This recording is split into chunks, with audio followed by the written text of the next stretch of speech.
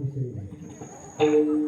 त्यांचा भार वारी मोठा एवढंच लावायचं खडाव तास तास येतो रामायचं नाही तुम्ही ठेकाणावर सोडायचं ठीक आहे. त्यांचा भार वारी मोठा संयोग क्षेमता नवीन सुरबाई असली का नाही स्वयंपाक करताना घालवून होती आणि सासू 25 जणांचा स्वयंपाक करते पण काय ती घालून त्यांचा भार वारी माता कलियोग श्रीमतींचा. तिसऱ्या चरणातलं एक वाक्य 5 मिनिटं सांगतो. वेळ झाली माफ करा जरा जास्त वेळ झाला तर सुरुवातच जरा लेट झाली आणि खरं सांगू का तसा विचार केला की मी गणपती कीर्तनच जास्त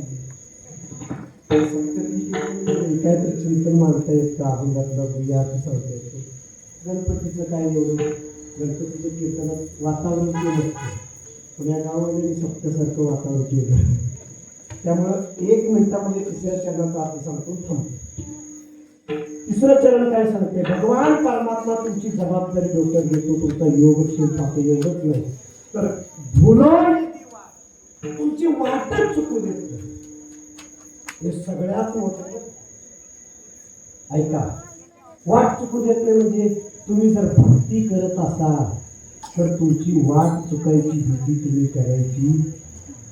आणि एक सांगू का बरेच मायबापीत आहेत आपल्या लेकरांची वाट चुकेल का हेच त्यांना रोजचं मरण रोज भीता का आम्ही आयुष्यभर नवरा बायको स्वाभिमानानं जगलो गावात कोणावर अन्याय केला नाही कोणाचा आपण आयुष्यात वाईट चिंतन आणि स्वप्नात कोणाचा वाईट चिंतन नाही नवरा बायको पण माझी लेकरं जर वाम मार्गाला लागली आपण स्वाभिमानानं जगलेल्या माणसाला जर त्यांची लेकरं वाम मार्गाला लागली लेकरांची वाट चुकली तर त्या आईबापाचं रोज एकदा मरण रोज एकदा जन्म.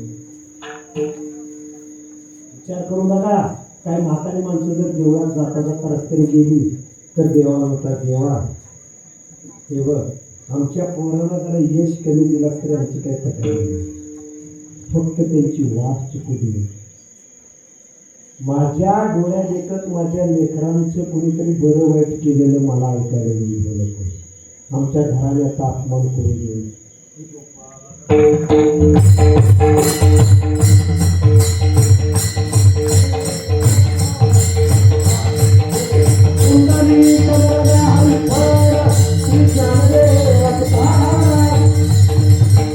देव वाट चुकू देत नाही आणि चुकली तर पुन्हा वाटेवर आणतो. आता एक ऐका तुम्हाला प्रपंचात जास्त पैसा आला जास्त तुमची प्रगती झाली जेवढं जास्त प्रगती होईल तेवढी जास्त वाटा चुकण्याची तुमची पावलं वाकडी चुपडण्याची जास्त दाट भीती असते. पण अशाही परिस्थितीत तुमची वाट चुकून वाटत असेल तर त्याला एकच कारण भगवंताची भक्ती तुम्हाला वाट चुकू देत नाही आणि जर चुकलीच तर पुन्हा वाटेवर आणतो. म्हणून बुडवण्याची वाट मोह आवडत नाही म्हणजे मलाही तुमच्यापेक्षा खूप गरज आहे.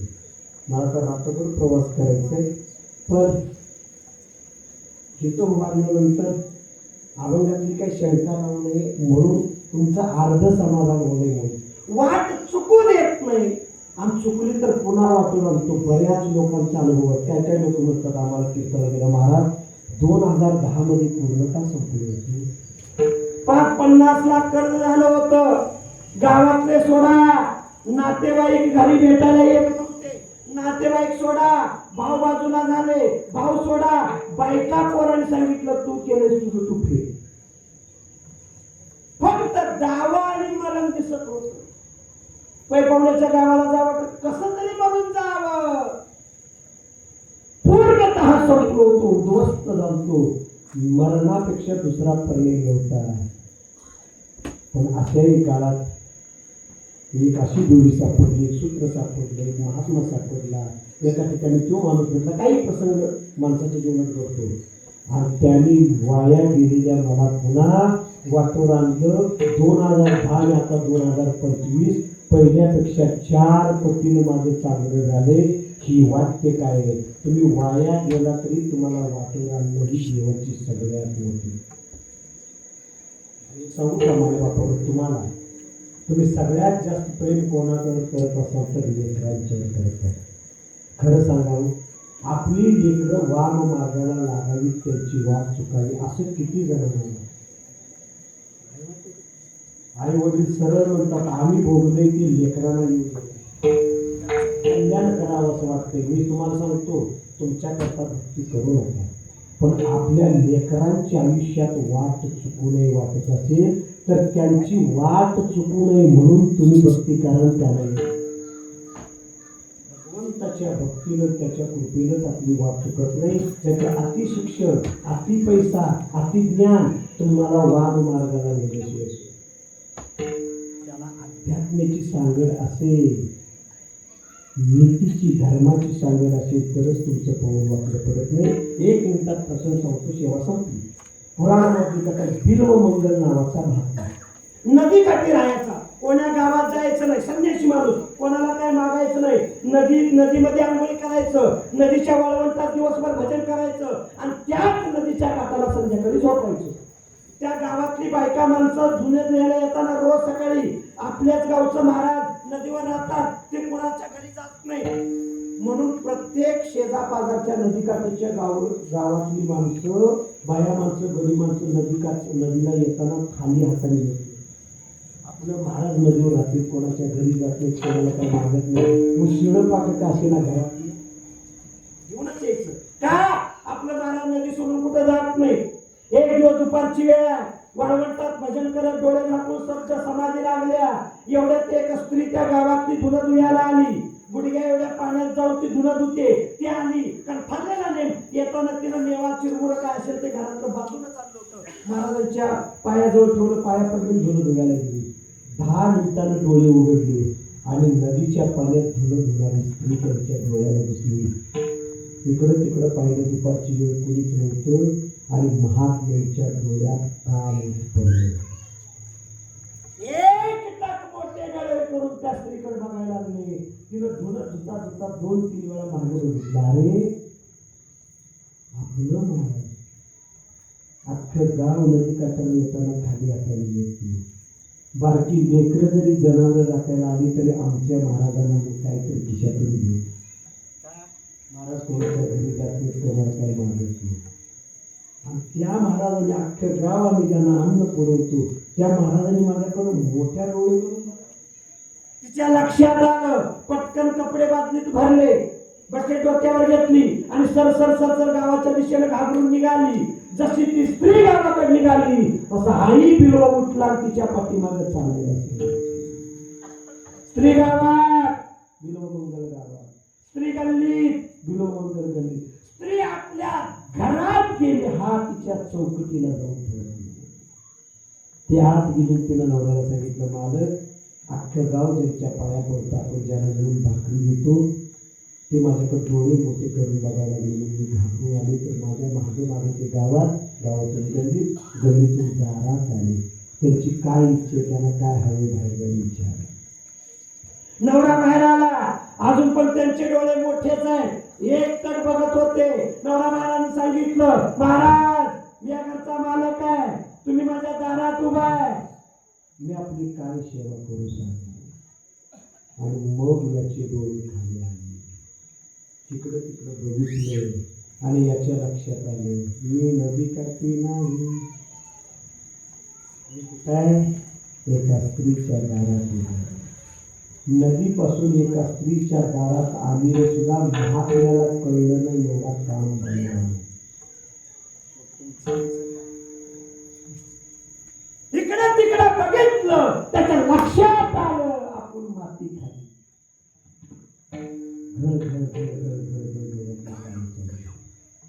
एवढ्यात आवाज आला, ओ महाराज तुम्ही माझ्या दारात उभा आहे, मी या घरचा मालक आहे, मी आपली काय सेवा करू सांगा, काय हवंय.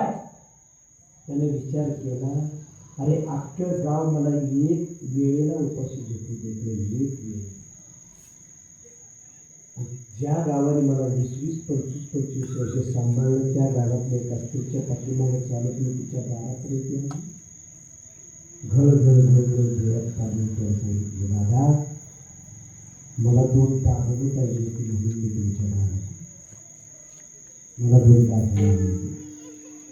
शास्त्र सांगते समुद्राचं मूळ आणि सर्पांचं कोण विचारत बसायचं. त्याने विचार केला मागतील तर 2 टाके काय करायचं. आत गेला 2 दाबणं आणली, हे घ्या. बिल्व मंगलानं त्याच्या दोन्ही हातातली दाबणी घेतली, त्याच्या समोरच आपल्या दोन्ही डोळ्यात खुपसली, बुबुळ फोडून घेतली.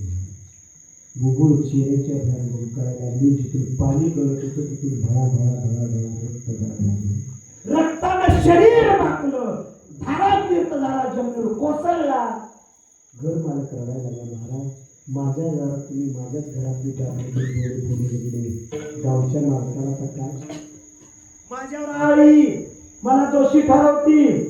बिल्वानं सांगितलं, राजा तू काय अंगावर घेऊ नकोस, मी आता आंधळा झाली, माझी बुबुळ बाहेर पडली, मला दिसत नाही. एक काम कर, माझ्या हाताला धर आणि गावाच्या बाहेर नदीला जाताना गावाच्या नदीच्या मध्ये जे जंगल आहे त्या जंगलामध्ये सुद्धा घनदाट झाडी जिथं आहे, जिथं एकही जनावर आणि माणूस पोचू शकत नाही, अशा किर्ण झाडी तुम्हाला सोडून.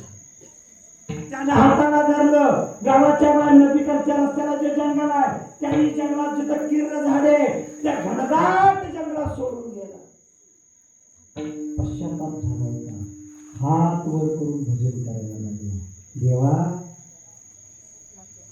एक सांगू का, कधीतरी माणसाची प्रपंचात किंवा परमार्थात छोटी मोठी चूक झाली, ऐका व्हावी, हे का मी बोलतो, चूक झाली पण त्या चुकीचा पश्चाताप झाला. पश्चाताप झाला की त्याचा अंतःकरण शुद्ध होते आणि अंतःकरण शुद्धीनंतर केलेलं भजन देवाला लवकर बसतं. अंतःकरण शुद्ध झालं होतं, पश्चाताप झाला होता, जंगलात उभारून भजन करायला लागला आणि भजन करत चालायला लागला. डोळे बाहेर डोकळत होतं. पुढे 4 पावलावर कडा, कड्याला जाऊन टाकला तर खाली दरीत पडणार, मरणार, हाड सुद्धा सापडणार नाही, एवढी खोल दरी होती. 4 पावलावर कडा, भजन करत पुढे चाललाय, डोळ्याला दिसत नाही. एवढ्यात मागणा आवाज आला, ए बिल्वा, अरे पुढे 4 पावलावर कडा, कड्याला जाऊन टाकला तर खाली पडशील, मरशील, फिर भाग. त्याने विचार केला, एवढ्या जंगलात एक तर गुराखी आला पाहिजे आणि गुराली पाहिजे, दुसरे एक मिनिट थांबला, फिरला, कोण गुराखी असेल विचार केला आणि तसंच पुढे भजन करत 2 पाऊल मागे फिरले. 3रा पाऊल कड्याला थकणार, खाली पडणार, एवढ्यात त्या गुराख्याला हाताला धरलं, मागं ओढलं. दोघंही त्या जंगलातल्या पाऊल वाटेवर पडले. जनावर गेलेल्या पाऊल वाटेवर पडल्या त्या आंधळ्यानं त्या गुराख्याचा हात घट्ट धरायचा, त्यानं हात निष्ठून घेतला. आंधळी माणसं बघा, तुम्ही एखादा अंध माणूस बघा, त्याला रस्ता पास करायला जावा की त्याचा हात तुमच्या हातात धरत नाही, येत नाही, तुमचा हात धरत. मग आंधळे कोण, हात निष्ठून घेतला गुराख्यानं. बिल्वानं सांगितलं, ए देवा, अरे मी दुर्बळ आहे, मी आंधळा आहे, तू बलवान आहे, म्हणून माझ्या हातातनं हात झटकून घेतला, पण माझ्या अंतःकरणातनं तुझी भक्ती काढून घेतली तर तुला मी बलवान नाही. तू माझ्यापेक्षा दुर्बळ.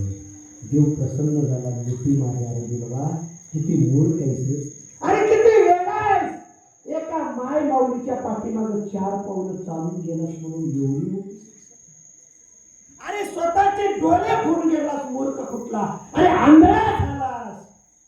पण बिल्वा मी तुझ्या भक्ती पुढे न मला सांग, मी तुला काय देऊ. बिल्वाला सांगितले, बघ बिल्वा, डोळे देऊ का तुला डोळे. बिल्व म्हणाला, त्यांनी तरी घात केला, आता त्यांची आणि मग काय देऊ विनोबाने एकाच वाक्यात सांगितलं, देवा आता या जंगलात मला तुझं भजन करायचं, मला तर काय नको, मी भजन करताना माझ्या हाताला जाऊन रस्ता चालवलेला तो असताना त्या डोळ्यांची काय एक तरी वाट चुकू देत नाही, देवाची पहिली कृपा आहे. आणि वाट चुकली तर चुकलेल्याला पुन्हा रस्त्यावर आणतो. पावंत किती देव बघू आवडते, त्यांचा वारवाही माता करियोग चिंता. आपल्या प्रपंचामध्ये आपल्या परमार्थामध्ये आपण बिनधास्त राहावं, आपली वाट चुकण्याची भीती मनात नसावी असं वाटत असेल तर भक्तीची कास धरा. वाट चुकायची भीती लावायची गरज नाही. आपण त्याचा भाव संपला. गणेश उत्सवाचा औचित्य साधलेली सोहळा आहे.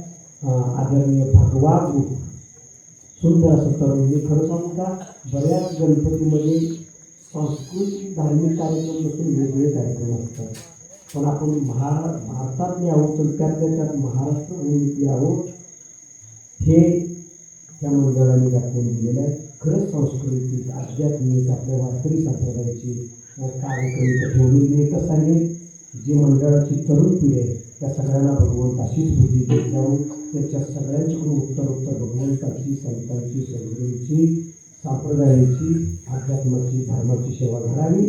आणि ज्या गावात आपण आज कीर्तन करतोय याच गावामध्ये 2 महिन्याच्या पाठीमागे सुंदर असा 3 दिवसात देखणा असा कार्यक्रम झाला. त्यातली आपली सगळी वारकरी मंडळी, खरं सांगू का तुम्हाला, मंडळीने किती उत्साहपूर्ण असावं हे इथल्या मंडळींच्यावर कळलं. आता 15 महिना झालं ते म्हणतात आम्हाला टाळ करायची, तुम्ही म्हणाल त्या दिवशी जाऊ, पण आमच्या या सगळ्या व्यापामुळं मीच त्यांना महिनाभर थांबवले. कोणी मृदंग देते, कोणी टाळ देते, कोणी पकवाज वाजवण्याला मुली देते, कोणी मंदिरातली झिझी काम आहे. तुम्ही सांगू का, एका गावात मंदिरात एवढं साहित्य झाले, आता द्यायचं म्हटलं तरी संधी सगळं साहित्य. पण तुमच्यात नवीन संप्रदाय आहे, तुम्ही ज्यांना जे द्यायचे आता तुम्हाला संधी, कारण जागा ग्रंथ द्या, तुम्ही टाळ द्या, तुम्ही पकवास द्या, तुम्ही विनाश द्या, तुम्ही साहित्य द्या, तुम्ही काही द्या मंदिराकरता. आता तुम्हाला सेवा करण्याची संधी. आणि वर्षभराला सगळे होतकरून एक वर काय दान दिलं की पुन्हा तुम्ही द्यायला आला तरी वारकरी म्हणतील आता आमचं पोट भरलं. तेव्हा हौशी माणसं आहेत. खूप आनंद वाटला.